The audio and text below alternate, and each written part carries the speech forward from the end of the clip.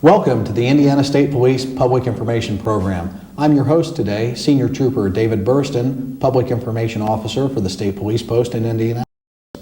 I have two very special guests today. To my left is Sergeant Nyla Miller-Cronk from the recruiting section of the Indiana State Police, and also we have the commander of the State Police Recruit Academy, Sergeant Dave Benjamin. Welcome to both of you. Thank you for coming today. Thank you. What we're going to be talking about today is the recruiting drive that the State Police is currently engaged in. We are preparing for an academy in August of 1995 and are currently accepting applications until February 10th of this year. Later on in the show, we'll have an 800 number that you can call for more information. Right now, Nyla, what I'd like to ask is, since we're talking about recruiting, first and foremost, I think people need to know what are the requirements to take the first step to become a state police officer. Okay. Some of the basic requirements are that you have to be a U.S. citizen. You must be at least 21 years of age when appointed, if appointed. You must have an eye requirement that is equal to 20/50. You must possess a valid driver's license. You must be, if appointed, willing to reside anywhere in the state of Indiana.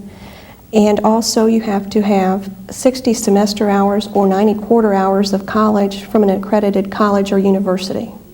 In reference to the credit hours that are required, that's a recent change for the state police, isn't it? Yes, it is. When was the requirement established for the college? When we became an accredited police agency, that was one of the new requirements to apply. And as I recall, we just became accredited in 1992? Yes. Can you tell our audience, what does it mean to be an accredited law enforcement agency? You have to meet stringent standards to become an accredited police agency. It's a lengthy process. We are one of only 17 state police agencies in the nation that is accredited. And in the state of Indiana, there are only 6 police agencies that are accredited. And as I recall from looking at some notes before, accreditation has been in the process for all police departments since 1979. So the fact that we're one of 17 since 1979 and only 6 in Indiana does speak for the department. Thanks for sharing that with us. I also recall that you mentioned about being 21 when you graduate. So if we have somebody that's just finishing college and they're 20 years old, they could actually go through the process and start the academy while they're still 20. Is that true? That's correct. As long as when the appointment arrives, they are 21, they can go through the process. Now, Dave, I'd like to ask you, because of the topics and the new requirements with college education, a person that actually goes through and successfully completes the State Police Academy, do they have any type of a way to put the schooling and education in the academy to apply that to college credits? Sure, even though people come in with as we said, a minimum of 60 hours, we offer through Gov.Pence University at this point in time college credits, and right now they can earn up to 19 through Gov.Pence University. And if the person happens to have had military experience prior to attending the recruit school, there's an additional 2 hours that Gov.Pence will give credit for in regard to some of the physical training that we do. Is there a time limit on that? If we had somebody that was, say, in the service, excuse me, maybe in the 1960s, and now they're in their mid-30s and they're applying to the state police, will Gov.Pence still grant that credit hours for being in the service 10 or 15 years ago? Yes, they will. And even though once you graduate or successful and graduate from recruit school, you don't need to apply for those credits right immediately. Gov.Pence will give you a couple of years to apply. So if it's something you want to do, then that's also okay. Now, I may be asking a question you don't have an answer of not being a representative for Gov.Pence University, but I imagine there's a cost associated. Do they have to pay for the credit hours? Yes, there is, and it's really minimal by comparison to some of the other colleges. The exact figure is around $10, I think, a credit hour, so it is very minimal. That's very reasonable, very reasonable. Nyla, what I'd like to do is it'll maybe help our viewers identify with the process that is required to become a state police officer, is maybe if I can use myself as an example, and let's say that I'm somebody that meets those basic requirements that you mentioned. I have good vision, don't have a problem with a criminal record or things of that nature, and I'm 21 or better, and I want to apply. what will I have to go through? And a thought just popped in my mind. We used to have an age requirement, didn't we? Yes, we did. That has changed also. Can you tell us about that? Yes. So in the past, as you said, we had an age requirement, I believe it was 35, and that has been lifted. We no longer, we have a minimum age requirement. We do not have a maximum age So we have requirement. the minimum age requirement of 21, but our maximum requirement is gone now. As I recall, and Dave, I'll rely on your expertise, somebody could not apply after age 34. That's correct. Up until just recently, if you would turn 35 before you graduate from recruit school, you would not be eligible to attend. So, so with the change now on our last recruit school, as a matter of fact, we had someone who was 30 age. So that is the oldest person we've ever had graduate from in recent history from a state police academy. Now 38, because I'm close to that age now, so I think I could make it through the physical training again. So that should not dissuade people just because they think, gosh, I'm 38 or 39 or 40 years old. If they're in good shape when they get to the academy, they can still complete it, can't they? Absolutely. We have a physical training program that hopefully people come in at an acceptable level physically, but we try to give them the impetus to improve. We do a lot of cardiovascular work, a lot of strengthening, things like that. So if they're in any physical shape at all, we can improve that. Good, good. Now currently, we no longer have a mandatory retirement age, do we? No, we do not. So, and before I think that was age 55, but in essence that is not there anymore, so they can work and as long as they're capable of performing the functions required by the job. Yes. Okay, let's say that I meet those requirements, that I want to apply. How do I get an application? Where do I go? What do I do? There's several ways you can do that. You can either go to your local post, or you can give us a call at 1-800-622-4995, and we will mail you an application packet, information packet to you. Okay, and we'll repeat that number again later on in the show. So I can actually just call that 800 number. You'll send the information packet or application to me. So then I get the application. Are there all the instructions, I take it, are in there? Is there anything special that I need to know when I fill that out? It's very important when you fill out the application that you fill out the application completely. Getting close to the deadline, applications that are not complete will be sent back to you. And if that doesn't have time to return by the deadline, then that would eliminate that person. So it's very important that they complete the application completely. And that means when there's information about employment, that means every employment you've ever had, whether you just work there a day or work there an hour. We need to know every place you worked since you've been working. So what the state police is expecting is to not see any time gaps where it's not accounted for.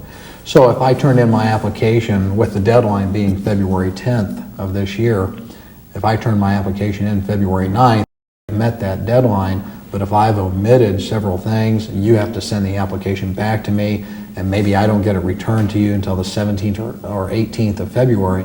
In essence, I could have disqualified myself from that. That's true. And for people that are interested, that information that needs to be attached to the application is we need a copy of their birth certificate and a copy of their college transcript. So that is very important that we have those two Does articles. that college transcript, does that have to be a certified one, or can it just be a copy that people have kept in their It has to be an records? official college transcript. So they have to get the official And it has to college. show that at least the 6 hours, semester hours, or the 90 quarter hours. Now, is it still required to include transcripts from high school, or they're only requiring college transcripts now? We're only requiring college transcripts right now. Since a person already has to have a high school education to get into college, we aren't requiring the high school. With the birth certificate, does that also have a certified copy? Or No, it can be a photocopy. That can be a photocopy. Good information to have. Okay, let's say I have turned my application in on time, complete, no omissions, and now I've started that process. I turned it in on February 10th. Are the state police going to give me a call on February 12th or February 11th? What happened next? Okay, shortly after February 10th, within, I'd say, the following 2 to 3 weeks, you will get a letter stating where you will go to take your written test. We will give the written test at 3 locations in Indiana. There'll be a north location, central location, and a south location. Once you report to the testing site, you'll be given instructions. You will be given an information booklet that will give you information about the test and some study material. So in other words, the state goes to thinks about how far people have to travel, so they try to make it convenient for people by having it at 3 central locations. Yes, we do. So we're up with that. I could expect that call sometime, it sounds like, in the first week of March. So I come and I take that test. Is there a time requirement or a length associated with that? Okay. As I said, giving study material, when you reach the test site, you will be given 25 minutes to read the test or to read the study material. That will be collected, and then you'll have an hour and 45 minutes to take the written exam. So this is a lengthy exam then? Yes. For an hour and 45 minutes. Without giving away the secrets of what's on the test, could you give our audience just an overview of some of the things that will be asked on that? Sure. Some of the things that are involved are we're trying to make sure that a person is able to perform the essential functions of the job. Be like knowing their directions, say north, south, east, or west, or reading. Able to distinguish photographs, mugshots, that type of thing. So some basic common sense Yes. issues just to check the basic level. Typically, from a historical point of view, how many people will take that exam? In the past, it's been anywhere from 1,500 to 2,000. So you'll have roughly, sounds like 700 people at each location, 700 people south, 700 in the middle, and 700 north doing that. So out of that, is there a percentage or number that is eliminated from the process because of the performance on the test? Well, there are usually a few that usually do not even show for the test. They'll apply, and then they'll decide that that's really not what they want to do, and they won't even show for the test at all. That eliminates them. Mm-hmm. And then there are people that are not able to pass the test. The test, you have to score at least 70% or pass. I will estimate between 10 to 15% do not pass that test. Okay.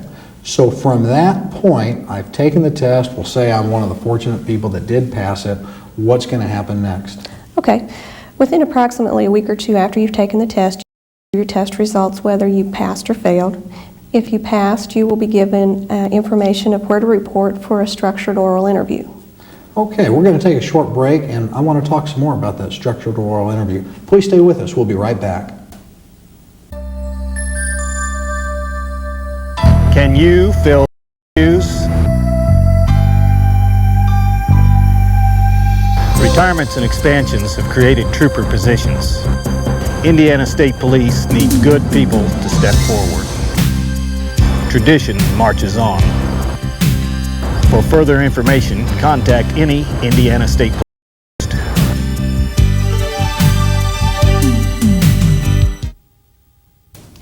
Welcome back from the break. The telephone number you just saw will be repeated at the end of the show, so if you didn't have a pencil and paper handy, grab one and we'll be repeating that number at the conclusion of our program.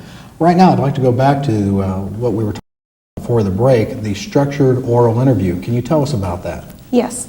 Structured oral interview involves the same questions will be asked to the applicant, to each applicant. Same number of questions, and they will be given the same amount of time. These questions will be asked by a panel of 6 Indiana State Police officers, ranking from trooper to captain. The applicant will enter the room. They will sit in a chair in front of the board, and they will be asked, like I said, the same questions, and they will be given the same time limit. So each person is asked the same question. I imagine that each candidate is evenly evaluated. Yes. Now, from that point, I've completed the structured oral interview, and let's say that I completed that successfully. What happens next? Okay. They would then go to the polygraph examination. And the polygraph is another word for lie detector. Yes. And as I recall from my own experience of the polygraph, is they just have a set of questions, As I recall, it was around 15 or 20, and they're all yes and no questions. Is that right? Is that still That's the way it correct, is? yes. And they ask you all of the questions beforehand, and the importance is that you tell the truth. And then all the polygraph does is check what your respiration and heartbeat, heart rate to see if any of those change. Yes.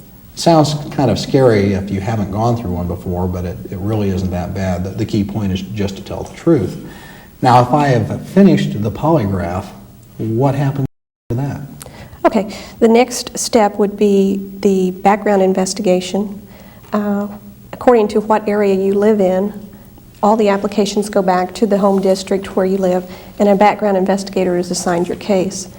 That investigator does a very thorough background, or in other words, character investigation. I see. They would check with neighbors, past employers, credit references. So in other words, this is just a very in-depth evaluation to see if this is the kind of person that we want enforcing the laws. Do they follow the laws of our state and of the country?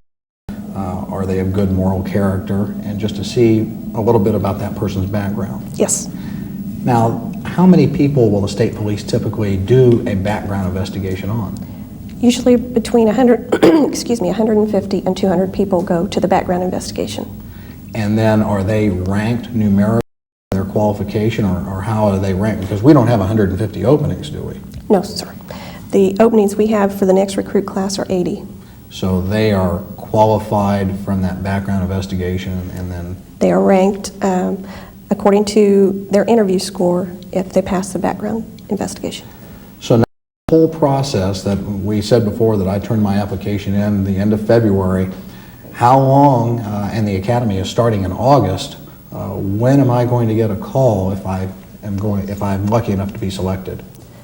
Usually we try and give the applicant 30 days so they have time to make their employer aware of the start date of the So it's going to take academy. 4 months? Okay. Usually the selection process from application to academy is 6 months. Okay. So, Dave, I'd like to ask you now, I've just finished this long, lengthy process, and now I'm going to come to attend school, or the police academy. What's my first day experience, or what's going to happen when I get there? Well, when you will arrive at the academy, we get you there early in the morning, somewhere usually around 7:30 or 8 o'clock, and you're given an issue of equipment, things that you'll need to help you through the next few weeks of uniforms and those kinds of things, and you're assigned to a dormitory room. And then we start with the first day orientation. We expect a great deal from those who attend the academy as far as their discipline. We operate on the philosophy of excellence through discipline, and that really entails more of the discipline they can do to themselves rather than what we do to them.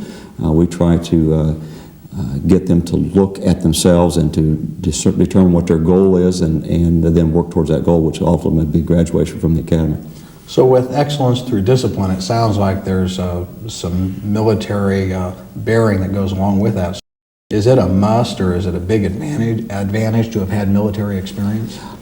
It could be an advantage, but it's not a must. We do operate on a semi-military basis, which means that we require the yes sirs and the no sirs and the yes ma'ams and no ma'ams, depending on who you're talking to, obviously. We do require our students to certain military formations, but the military experience ahead of time really doesn't help you get through the school or give you an advantage in the school, but it can help you there, if you understand what I'm saying. So in other words, if somebody's just had a good solid upbringing and has some good moral values, whether they have a military training or not, really won't make that big of a difference. Absolutely. They can come in and there's not much difficulty in adapting to what we do. Now you mentioned be spending some time at the academy. How long is the academy? Well, the school itself runs, this school will be 18 weeks long. They will have holidays off, but they be here Monday through Friday. They report in on Monday mornings, and then they're released about 5 o'clock on Friday afternoon to go home. There is no liberty granted through the first weeks of the school. They're normally here because there are many things that they need to be taken care of. Some of their studies, obviously they need to do that in the evening in preparation for inspections and things. So they are here for a total of 18 weeks, and then there are no liberties until the latter part of the school. Okay, so by no liberty, they're there from Monday night until Friday afternoon, and as the academy progresses, they may get some time off in the evenings where they can actually leave the ground. That's correct. And, they can make telephone calls in the evening, but we do not accept calls from the outside. All right, so mom can't call up and check and see how son or daughter's doing. That's correct. Okay, they're secluded in a way, sequestered, if we may say. Now, what's required for, obviously you have to successfully complete the academy, but are there some milestones through the academy that you are allowed to continue to participate? What we try to do is we go along with the Indiana Law Enforcement Training Board standards. And we test, let me back up a step, we teach criminal law, traffic law. Those are some of the key components of the academy. And then, of course, any other things that goes along to help the person develop into a basic police officer. But we go along with the Law Enforcement Training Board minimum of 70%. So they must pass the criminal law and traffic law as a minimum of 70%. And we also have a police writing course that's also included as a minimum of 70%. And all those are first-time opportunities to pass. So, for an example, if you would fail one of those courses when you take the final test, you would be eliminated from the school. The other tests that we administer are again on 70%, but if you have a bad day and you fall down and you may not score 70% on test, you have an opportunity to remediate and then take that test over again.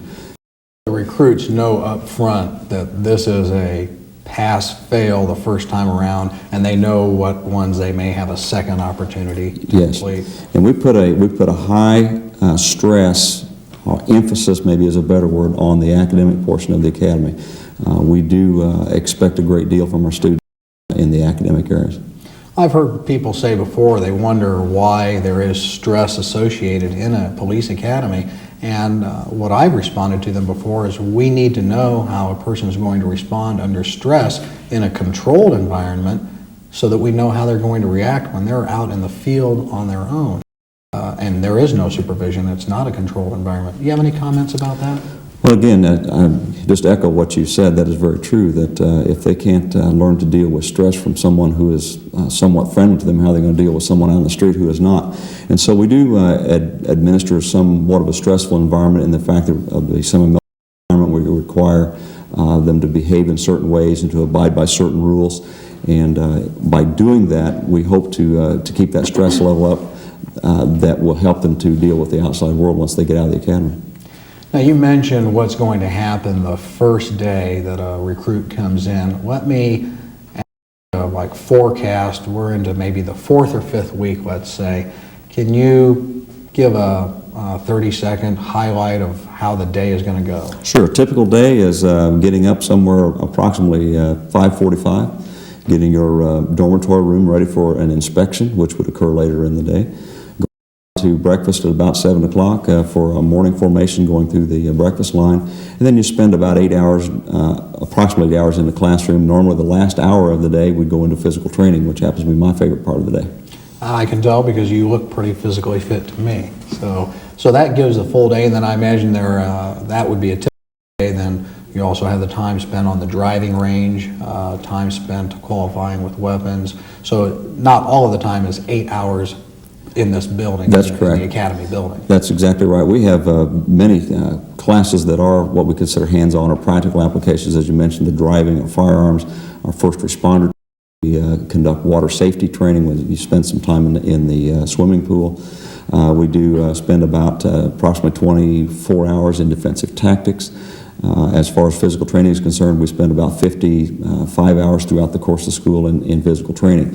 So we have a high emphasis on academics, but we also have a high the physical aspect of it too. As it well should. So let's, graduation day has come. I've successfully completed the academy, and since I grew up in Indianapolis, that means I get to be assigned there. Is that right? Well, that's not necessarily true. During the latter portion of the academy, look at where people live, and we present that information to those who make the decisions on where they're assigned. And if the vacancies are there and the conditions are right, sometimes that person will be assigned back to their home area. But that is not a guarantee. We try to emphasize when they come in that they could very realistically, upon successful completion of the academy, be assigned any place and live any place in the state. So they have to be prepared to go where the state wants them. That's exactly right. Well, we're coming up toward the end of our program, and I want to close with one question to each of you. Nyla, from your point of view in recruiting, what suggestion or a key point, somebody that's going to get an application and fill it out, are there any points that you would want to give them as a final reference? Yes, I'd like to reiterate to make sure when they do get the application to fill it out completely and to be honest in everything they put in the application. And especially as they go through the process too. Dave, what words of wisdom would you give people going through the academy? I think that if I could say anything to get someone prepared is to come in mentally ready to go through the academic portion, and then also make some preparation physically to come into the academy, because it is physically demanding. Sounds like there is a lot to do.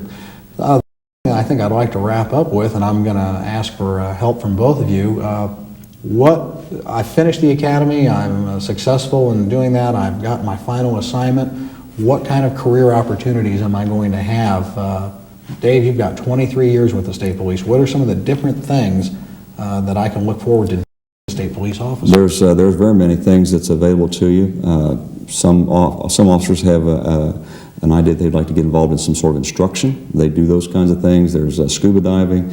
There's being involved in the air section, those kinds of things. So there's lots of other career opportunities. And so scuba diving, and I think we also governor's protection, we have pilots, so there's a number of different opportunities that are available to people within the state police for career opportunities. I think the last thing we need to wrap up with, people are probably wondering, what's the starting salary and where do I go after I finish? Can you tell us? While you're in the academy, you'll make $746 every 2 weeks. Your first year as a probationary officer, you will make $22,438, and then after you get over your probationary year, you'll make $24,284. Definite steps from where you go from the recruiting to the training to finishing your first year. Well, that brings our program to a close. Thank you for viewing the Indiana State Police Public Information Program. I want to remind you of the number to call if you'd like an application. Please call 1-800-622-4955. Thanks to my guests, and be safe.